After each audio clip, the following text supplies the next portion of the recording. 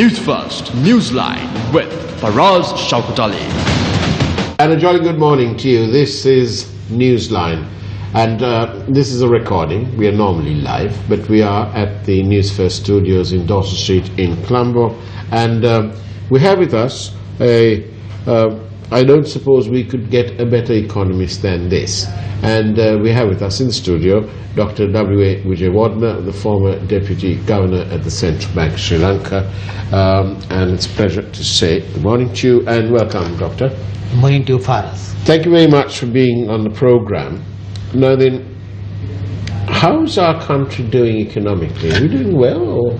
No, Faraz. In fact, we are in the middle of an economic crisis. You know, it has been accepted by not only by the officers in the central bank, but also the officers in the IMF, World Bank, and so forth. They all have agreed that we are in an economic crisis because the economic crisis has been manifested by a number of ways.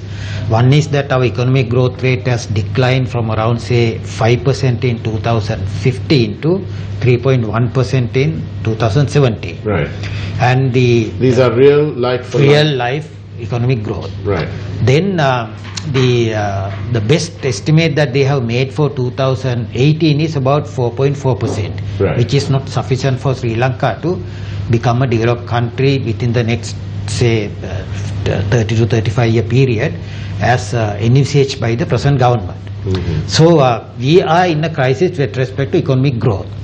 Then we are in a crisis with respect to our external sector because the Sri Lanka rupee is on a one-way journey towards depreciation now.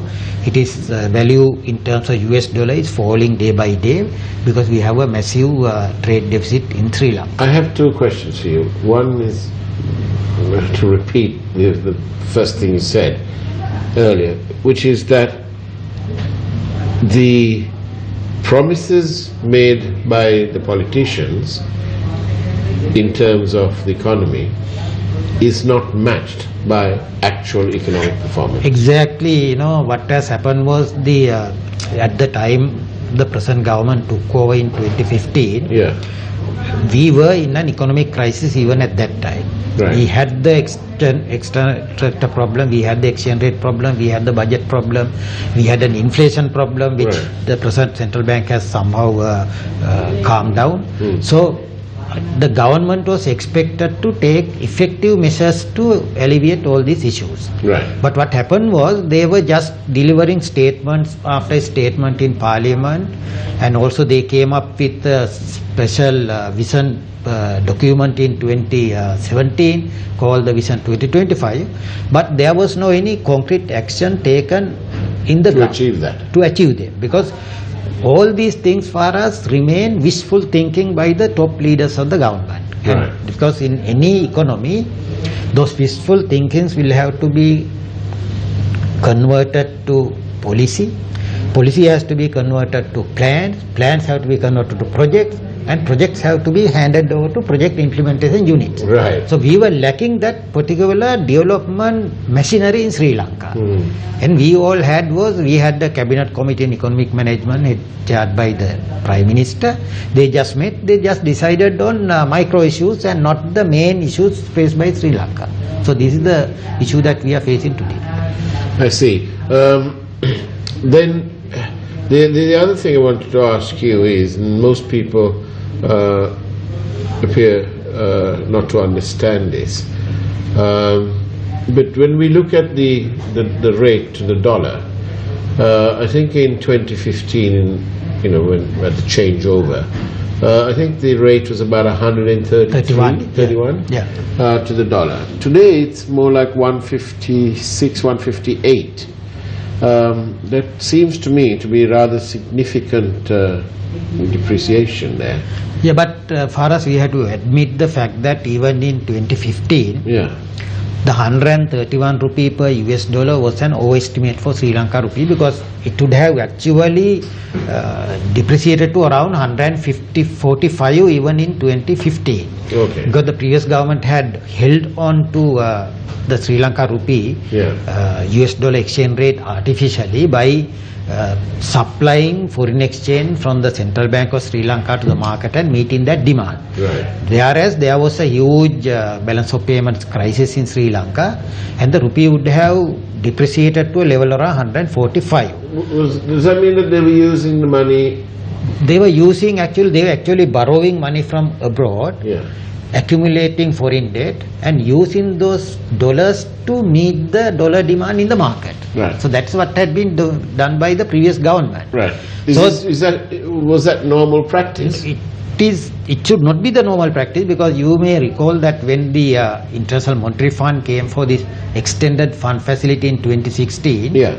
one of the conditions that they made on the government was that Sri Lanka should not use its foreign reserves to meet the demand in the market for US dollars. Right. So that is why they said Sri Lanka should allow Sri Lanka rupee to find its realistic value in the market. I because see. that is their terminology. Right. But what they mean is, if there's a shortage of dollars in the market, let the exchange rate adjust, and rather than the central bank using its own foreign exchange reserve, Yeah. the exchange rate will have to adjust upward and take care of the issue. So that is what even IMF wanted Sri Lanka government to do. Right. So that is the normal prescription by economists also. Right. Now then, it was 131, it's now around 158. Will this rate ever go down? No, it can go down only on one condition for us, because for that purpose we must have enough US dollars foreign exchange earnings by Sri Lanka through normal channels, not by borrowing from abroad, but through normal channels. These normal channels are, we have to export more goods and services so that they are higher than our imports. Right. So we have a surplus there, and that surplus one is supplied to the market in order to strengthen the Sri Lanka rupee's value. Mhm. For that to happen, we must have it's a two-pronged policy. Right. One policy is that we have to promote exports of goods and services, because what I am saying is in the present day, it is not only the physical goods that we are exporting, we are even exporting services to other countries. So those goods and services will have to be increased. Right. They Yeah. export off. Yeah, they export, because then we earn foreign exchange. Right. At the same time, we must check on the growth of the imports also, so that we will be having a surplus in the balance of trade account, and that surplus will be used by the country to finance the dollar requirements of the country. Right. So this is not happening, because I can give an example for us. Right. Here, Thailand, take for example Thailand immediately after the East Asian financial crisis in 1997, Yeah. took measures to diversify the exports from the normal traditional exports to high-tech exports. Right. Today Thailand is the largest supplier of motherboards. About 80% of the world market of motherboards of computers is being supplied by Thailand. Right. And their high-tech exports have gone up to 20% of the total manufactured export. So in that way, they, right from 1997 till today, they are running a surplus in their trade account, because Right. their imports are lower than exports. Right. So as a result, Thai baht is appreciating in the market against the US dollar day by day, because in 1997 it was 50 bahts per US dollar. Today it is 30 bahts per US dollar.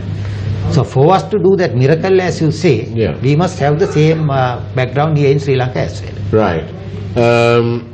I noticed that the top exports of Thailand are computers, delivery trucks, integrated circuit boards, cars, and refined petroleum. Now then, Those are all high techs. these are all high-tech High-tech, stuff, yes, big high-tech. value, big And ticket they didn't items. have those exports before 1997. So, how can we do this? We also can, because right now, because there are two requirements for that purpose for us, because we must have technology, number one. Technology can be either developed within Sri Lanka, or we have to get technology from outside by people who have developed it in other countries. Right. For that purpose, we must get good foreign direct investments, and not the type of investment that have come to Sri Lanka in the recent past, like say the Volkswagen factory at Kuliapitiya or the Thai factory Volkswagen, or I call another, it. because they don't bring in high technology to Sri Lanka. Right. Right. Then what will happen is, since because we have 16 state universities with high-class professors attached to those universities. We have research institutes like Industrial Technology Institute, Rubber Research Institute, Research Institute, Slintech, and all kinds of those research institutes. Yeah. And they must be geared to come up with new technology for Sri Lanka. And that would help Sri Lanka to build up technological base, and that technology base will help Sri Lanka to go into these high-tech export products. I see. So it's a long-term project. It's a long term. You don't achieve You this can't do it overnight. Right. In your view, is 5 years enough? 5 years is good enough, because in Thailand it happened because Thai universities are presently, they are actually supplying the required technology to the Thai economy now. Previously they borrowed it from companies like Samsung, then Sony in Japan, and all these companies had come there, and Siemens in Germany, they had come and set up their branches in Thailand. So in that way the technology was transferred costless to Thailand. But today Thai universities are now in the lead of producing the required high technology to the country. So same thing should be done by Sri Lanka also. So that's a good example to follow. Good example to follow. And on that note, we'll take a short break. Don't go away, because on the other side of this break is Newsline again.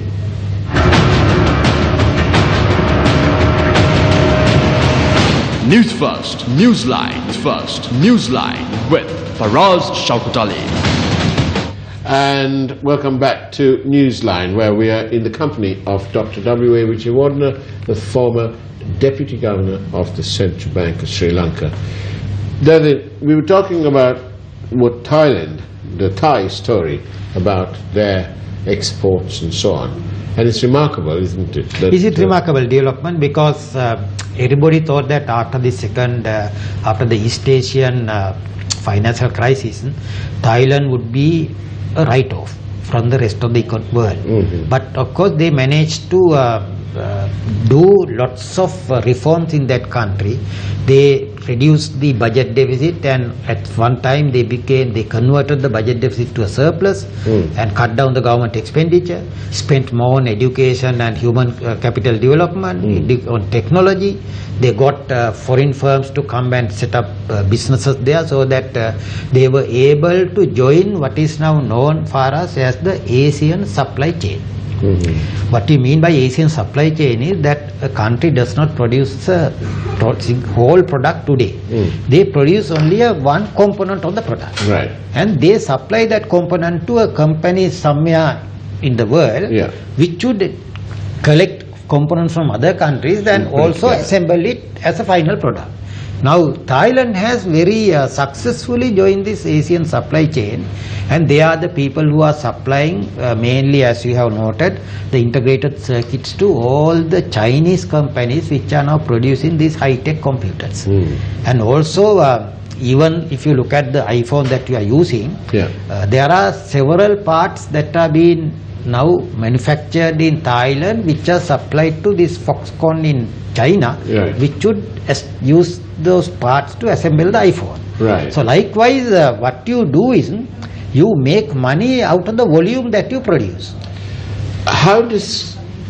Look, we've got one of the world's biggest cabinets. Very bad. In fact, you know, even the Auditor General has recently come out with a figure that to maintain a cabinet minister, the Sri Lankan taxpayers have to spend about 4 million rupees a month. And that is an underestimate, because my calculations show that to maintain a cabinet minister in Sri Lanka, taxpayers have to spend double that number, about 8 million rupees a month. Really? Yes. And what would happen is for us that we have to pay a good and decent salary to a cabinet minister, because he is expected to do lot of service to Sri Lankan people. But what should be done is, like in Singapore, we have to make it transparent. We can pay them 3 million rupees a month and get them to pay the income taxes, get them to hire their own secretaries, security officers, drivers, and get them to pay their own... Because when they have to pay their own, they may not then avail themselves of so much of They don't. That's the thing. Baggage. That's the thing. So that's what Singapore is doing. Singapore is paying very high salary to a cabinet minister, but those ministers will have to pay their taxes out of the income and hire the required staff also out of the income.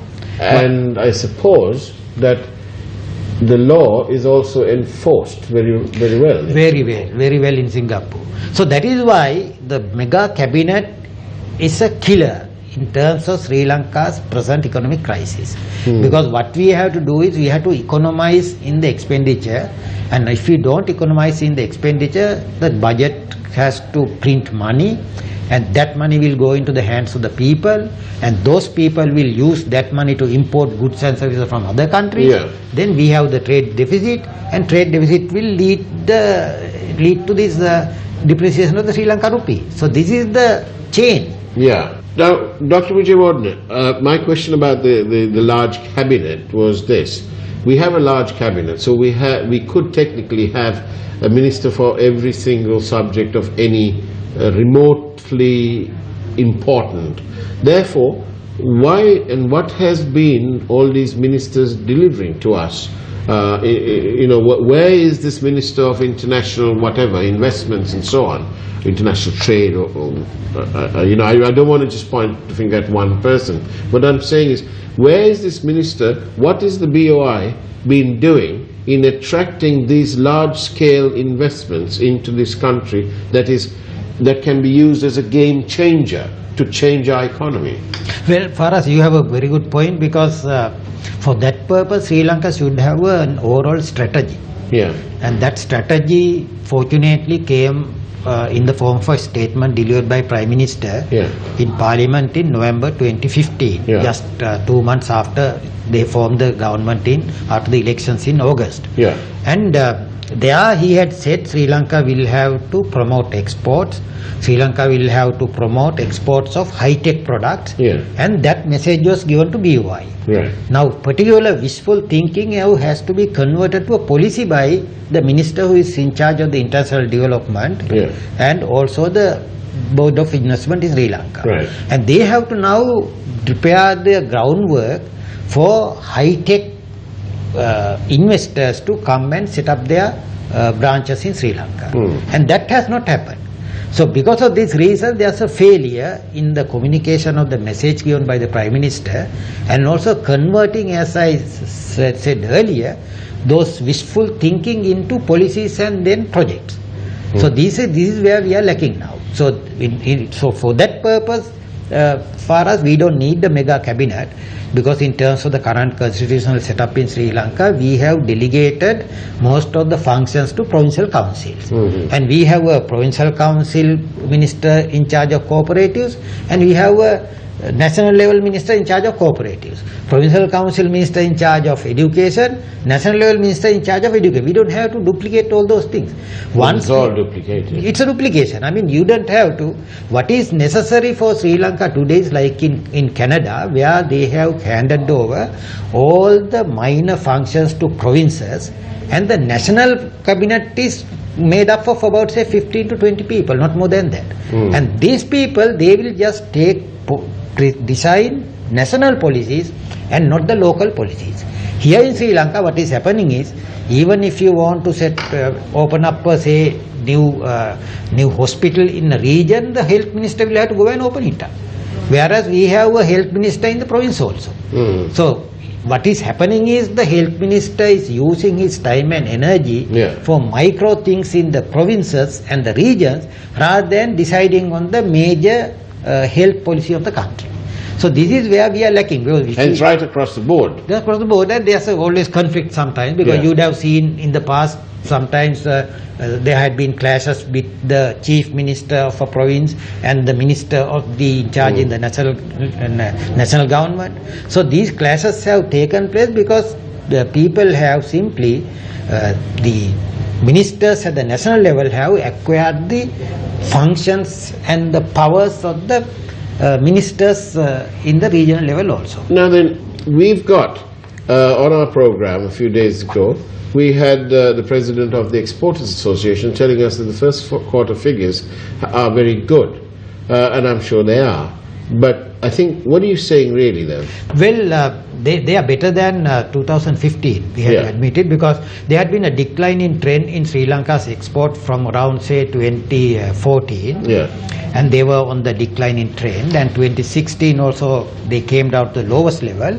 And compared to 2016, 2017 was a better year. And now we are actually better than the lowest level that we had for us in the 2014. Right. But that is not sufficient. Right. The sufficient in the sense, now the Vision 2025 document released by government in June 2017 envisages to double Sri Lanka's export from $10 billion to $20 billion by year 2020, which means every year we will have to increase our export by about $4 to $5 billion. 4 to 5 4 to 5 billion. I mean, 10 billion has to go up to 15 billion, 15 billion has to go up to 20 billion. So likewise, billions, yeah, thousands of millions, $1 billion. Yeah. So when compared with the requirement, the attainment during the first quarter is dismal. So we cannot be happy about that particular attainment, even though that's a better sign, because because it has started from a decline in trend to an increase in trend. But the increase is not quite sufficient for us to do miracles in Sri Lanka. So for Sri Lanka to achieve this miracle, the bottom line is we need a game changer, big time business, international business. Exactly, because if you look at how South Korea did this miracle in 1960s, there was this special Korean Development Plan Agency, and it was headed by the president himself. They met every month. They decided on the strategies, which sectors they have to promote, which countries they have to get the support, and how they should get the foreign direct investment, how the university system should be developed in order to build up the required technological base for that country. So likewise, the entire plan was laid down by at the highest level possible. And President Park then and his ministers went to the people and made sure that the people knew what the effects would be on their lives, on the economy, and that they were in for a better time. If they all played their role. I mean, you have to communicate this with the people, because otherwise what would happen is people will not understand the objectives of the government, the strategy of the government, plans of the government, and that is why many people would be able to derail the plans which the government is implementing today. So rather than, if I was to put it in a capsule, what you're saying is, rather than spend, we have to invest more time and effort in making sure that our country is ready and capable and willing to welcome big business here. Big business. In fact, I have to qualify it. Big business with high technology, and high technology and access to the world market. Access to the world market. Does this mean, what about the small investors? Small investors can come, but of course they are, because the way that we are producing today for us, there is no room for small investors to come and establish businesses for the export market outside Sri Lanka. For that purpose, we have to get investors who are already established in the global export market. Otherwise, these people will have to re-establish themselves, and it takes time. But we mustn't. Should we exclude all small investors? No, we should not. I mean, it doesn't mean, an economy consists of big people, small people, medium scale people. It's a composition of various sizes, and we should not simply develop the mega people and to the exclusion of the small and the medium sized people. They should be brought up, but those small sized people can be the suppliers to the mega sized big businesses that are to be established. Dr. Wijewardena, it's been a pleasure talking to you, and we hope that you'll be able to share your thoughts, more of these ideas on how Sri Lanka can escalate itself to a different position, to to change the game, if you like. Yes. And rather than compare ourselves just to the last quarter, this quarter, we compare ourselves on the world market. Exactly. And that's where we want to be. And hopefully, with more ideas like that, the government somebody will listen. Thank you. Thank you very much, Dr. W A Wijewardena, and that's the way it was on Newsline. Take care and God bless.